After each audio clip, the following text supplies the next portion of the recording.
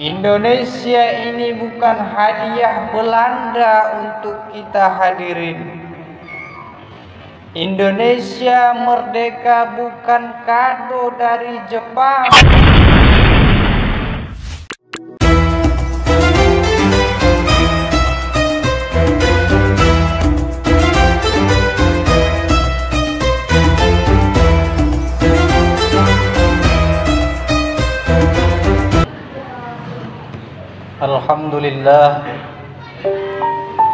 Alhamdulillahilladzi an'amana bi ni'matil iman wal islam wa hiya a'zamun ni'am. Asyhadu an la ilaha illallah wahdahu la syarikalah wa asyhadu anna sayyidina Muhammadan 'abduhu wa rasuluh alladzi la nabiyya ba'dahu. Allahumma salli wa sallim wa barik ala sayyidina Muhammad wa ala ali sayyidina Muhammad, amma ba'd. Fa ya ibadallah, usikum bi nafsi bi taqwallaha faqad fazal muttaqun. Kama qala Allah ta'ala fil Qur'anil Karim. A'udzu billahi minasy syaithanir rajim. Bismillahirrahmanirrahim. Ya ayyuhalladzina amanu taqullaha haqqa tuqatih wa la tamutunna illa wa antum muslimun. Wa summa qala Rasulullah sallallahu alaihi wasallam fi kitabihil hadis, ittaqillaha haitsuma kunta. Sadaqallahul azim wa sadaqa rasuluhun nabiyul karim wa nahnu ala zalika minasy syahidin wasyakirin walhamdulillahi rabbil alamin. Saudara-saudaraku kaum muslimin sidang jamaah Jumat yang dirahmati Allah Subhanahu wa taala. Marilah kita bersyukur kepada Allah Subhanahu wa taala dengan mengucapkan alhamdulillahi rabbil alamin.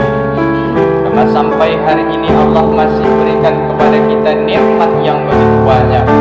Di antaranya nikmat panjang umur, kemudian nikmat sehat, nikmat kesempatan, sehingga dengan itu semua kita dapat hadir memenuhi panggilan, memenuhi seruan Allah untuk melaksanakan ibadah salat Jumat. InsyaAllah akan kita laksanakan sebentar lagi. Saudara-saudaraku yang dirahmati Allah, kemudian bersolawat kita kepada Nabi Muhammad sallallahu alaihi wasallam, bahwa di mana Nabi Muhammad sallallahu alaihi wasallam sudah kita ketahui bersama, Nabi Khatamul Anbiya, penutup daripada sekalian nabi. Sejarah dan perjuangan baginda Rasulullah sudah kita ketahui bersama, dan itu terus kita peringati dari tahun ke tahun. Untuk apa? Agar kita tidak lupa dengan sejarah yang telah ditorehkan oleh baginda Rasulullah.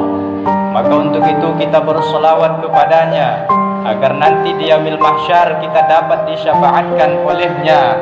Untuk itu Allahumma salli ala sayyidina Muhammad wa ala ali sayyidina Muhammad. Saudara-saudaraku kaum muslimin sidang jemaah Jumat yang dirahmati Allah, kemudian kami selaku khatib melalui mimbar Jumat yang mulia ini tidak bosan, tidak pula lupa untuk mengajak, berwasiat khususnya yang pertama kepada diri khatib dan umumnya untuk kita hadirin yang berbahagia, agar mari kita bersama-sama kembali meningkatkan iman, meningkatkan takwa kita kepada Allah. Karena kalau kita lihat hiruk pikuk fenomena akhir zaman ini sangat menghebohkan kita, sangat membingungkan kita dan menakutkan, menimbulkan kekhawatiran dalam hati kita, dan bahkan tidak jarang untuk menjauhkan kita dari Allah Subhanahu wa ta'ala.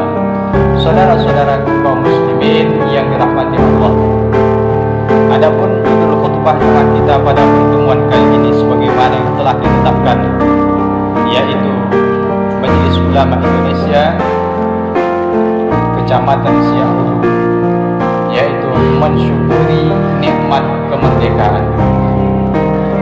Saudara-saudara, sebagaimana yang telah kita ketahui, tidak lama lagi kita akan mendapati peringatan daripada sejarah besar yang pernah terjadi di negara kita, Republik Indonesia. Hari ini kita kenal dengan perayaan 17 Agustus 1945, dan usia daripada sejarah perjuangan para pahlawan kita dahulu yang dapat kita nikmati hari ini sudah mencapai 76 tahun lamanya. Saudara-saudara, lalu apa yang perlu kita perhatikan dalam kehidupan kita dari kemerdekaan-kemerdekaan yang telah diraih oleh para pejuang kita? Sebab saudara-saudaraku, yakinlah, dari mana kita pernah mendengar, di mana telah kita pernah membaca sejarah daripada pergerakan untuk menyelamatkan negara kita, Republik Indonesia ini. Karena Indonesia ini bukan hadiah Belanda untuk kita hadirin. Indonesia merdeka bukan kado dari Jepang, tapi Indonesia diperjuangkan dengan keringat, darah dan nanah oleh para pahlawan kita dahulu, yang mana ketika itu tentara dengan pasukannya, ulama dengan jamaahnya, kiai dengan santri-santrinya. Maka kita membaca sejarah apa kata Bung Tomo ketika di Surabaya menghadapi para penjajah-penjajah Belanda. Bung Tomo pernah berkata, kalaulah bukan karena kalimat takbir, kata Bung Tomo, niscaya kami tidak akan pernah membakar semangat untuk mengusir penjajah dari muka bumi Indonesia ini. Maknanya apa, saudara-saudaraku, yang dapat kita ambil hikmah dari ucapan tersebut? Bahwa kita umat yang beragama Islam ini, segala aspek kehidupan kita memang harus dibarengi dengan keimanan, dengan keyakinan kepada Allah Subhanahu wa Ta'ala. Salah satu kalimat yang mampu membakar semangat umat Islam untuk berjuang adalah kalimat thayyibah, termasuk di dalamnya Allahu Akbar.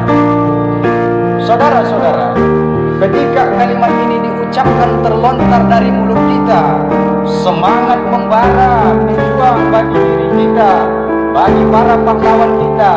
Akhirnya dengan kalimat tersebut Belanda dapat dikalahkan oleh ulama-ulama kita, oleh pada tentara-tentara kita yang kita kenal dengan perlengkapan senjata seadanya atau bambu runcing. Kalau sejarah ini kita baca dan kita renung-renungkan dengan akal dan pikiran kita yang sederhana ini, rasa-rasanya kita tidak akan pernah mungkin, kita tidak akan pernah mampu menghadapi para penjajah dengan senjata yang begitu sangat sederhana. Kenapa? Karena meluncur peluru yang bisa 2 meter itu yang kita hadapi dengan jarak yang hanya lebih kurang 2 meter, 3 meter saja. Tapi Allah berkata lain. Allah menghendaki kepada kita untuk menjadikan negara kita Indonesia bebas daripada penjajah-penjajah yang ada di muka bumi ini. Maka Allah berikan kepada kita kekuatan-kekuatan sehingga dapatlah kita meraih kemerdekaan. Lalu saudara-saudaraku yang dirahmati Allah Subhanahu wa Ta'ala, ketika negara kita Republik Indonesia ini merdeka, apakah sudah habis perjuangan kita? Ataukah cukup hanya sampai di situ saja? Maka jawabannya tidak. Perjuangan kita masih panjang. Rasulullah Shallallahu Alaihi Wasallam juga pernah bersabda bahwa Rasulullah mengkhawatirkan kepada umatnya akan ada perang yang lebih besar, perang di zaman Rasulullah.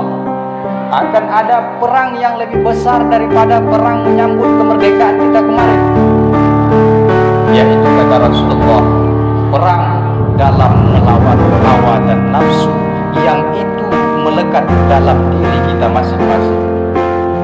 Maka kita bersyukur kepada Allah, hari ini kita mampu melawan hawa nafsu kita dengan menundukkan kepala kita, merendahkan anggota kepala kita sampai rendah serendah-rendahnya, bahkan lebih rendah daripada mata kaki kita. Kita tempelkan kening kita ke tempat sejadah kita, membuktikan rasa syukur kita kepada Allah Subhanahu wa taala karena Allah Subhanahu wa taala berikan kesempatan kepada kita untuk hidup. Saudara-saudara, maka jangan pernah kotori darah para pejuang kita ini dengan segala bentuk kemaksiatan yang dapat mengundang murka Allah. Jangan kotori darah mereka dengan judi, karena berbarengan dengan kemajuan ilmu, sains, teknologi, maka berbarengan pula segala aspek kemajuan yang dapat sesederhana mungkin untuk kita aplikasikan dalam kehidupan sehari-hari.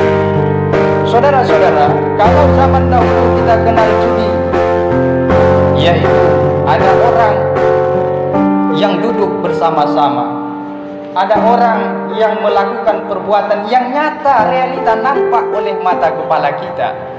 Tetapi berbarengan dengan hadirnya sains dan teknologi hari ini, manusia banyak salah kaprah, sehingga mengikutkan kemajuan-kemajuan yang tidak memfilter, yang tidak menyaring apakah kemajuan ini baik untuk kehidupan kita atau justru malah merusak moral dalam kehidupan kita.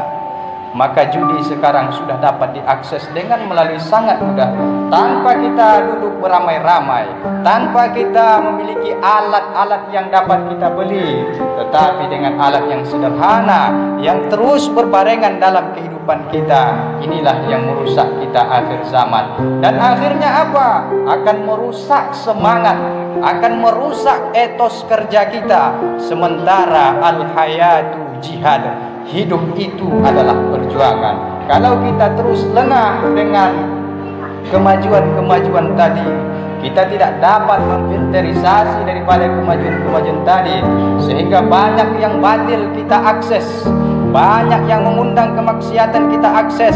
Efeknya yang hancur bukan hanya diri kita, hancur keluarga kita, hancur ekonomi kita, bahkan hancur sosial kita di dalam masyarakat kita. Ini yang perlu kita perhatikan, saudara-saudara. Kemudian hadirin yang dirahmati Allah Subhanahu wa taala, untuk generasi kita, generasi emas, generasi penerus agama bangsa dan negara ini, selaku orang tua yang diamanahkan anak, jaga mereka, perhatikan lingkungan mereka, perhatikan cara pakaian mereka, didiklah mereka dengan pendidikan-pendidikan yang islami, karena pendidikan-pendidikan yang islami akan dapat membenteng dirinya daripada berbuat kemaksiatan. Karena hari ini kalau tidak kita mengendalikan anak kita sekalian, maka mereka akan sangat besar kemungkinan terjerumus kepada lembah kebinasaan. Yang pemimpin akan datang itu adalah generasi kita hari ini. Kalau generasi kita hari ini kita salah dalam mendidiknya, membiarkan hidup sesuka-suka hatinya, maka kerusakan yang akan datang terlihat jelas oleh mata kepala kita. Saudara-saudaraku yang dirahmati Allah Subhanahu wa taala, maka kata Allah Subhanahu wa taala, untuk mengokohkan keyakinan kita kepadanya, Allah sebut dalam Al-Quran, walau anna ahlal Quran, andai saja kata Allah Subhanahu wa taala, suatu negeri itu beriman kepada Allah Subhanahu wa taala, maka Allah Subhanahu wa taala menurunkan berkah dari langit dan dari bumi. Tapi di dalam ayat Allah Subhanahu wa taala menyebutkan di ujungnya, akan tetapi mereka ingkar. Mereka ingkar daripada ayat-ayat Allah Subhanahu wa taala, mendustakan bahkan meninggalkan segala apa-apa yang telah dilarang oleh Allah Subhanahu wa taala, sehingga berkehendak sesuai dengan nafsunya. Maka Allah akan memberikan azab kepada kita, saudara-saudara yang dirahmati Allah. Untuk itu terakhir kami sampaikan, Allah Subhanahu wa taala berfirman dalam Al-Quran, dalam surat Ibrahim ayat 7, Allah katakan, la in syakartum la azidannakum wa la in kafartum inna azabi lasyadid. Kalau kamu bersyukur kepada Allah, maka Allah akan tambah nikmat tersebut. Kalau kita bersyukur kepada Allah Subhanahu wa taala atas kemerdekaan negara kita Republik Indonesia yang sudah 76 tahun, maka Allah akan berikan ketentraman, kedamaian kepada kita. Tapi kadang-kadang tidak banyak daripada kita hadirin yang kata Allah Subhanahu wa taala, kalau kamu kufur, ingkar, tidak mensyukuri nikmat Allah Subhanahu wa taala, maka nikmat itu ditukar oleh Allah Subhanahu wa taala dengan azab yang sangat pedih. Kalau kita lihat hari ini, azab-azab sudah banyak diturunkan Allah Subhanahu wa taala. Mungkin barangkali belum sampai kepada kita, tapi untuk itu kita berdoa semoga azab itu dijauhkan oleh Allah Subhanahu wa taala dari kehidupan kita. Semoga wabah dan bencana dijauhkan dari kehidupan kita, dan kita diberikan Allah umur yang panjang serta sehat, dan dengan itu semua dapat lebih meningkatkan iman dan takwa kita kepada Allah Subhanahu wa taala. Saudara-saudara kaum muslimin yang dirahmati Allah Subhanahu wa taala, kiranya demikianlah khutbah Jumat kita pada pertemuan kali ini. Semoga ada hikmah dan manfaatnya dan dapat kita amalkan dalam kehidupan kita sehari-hari.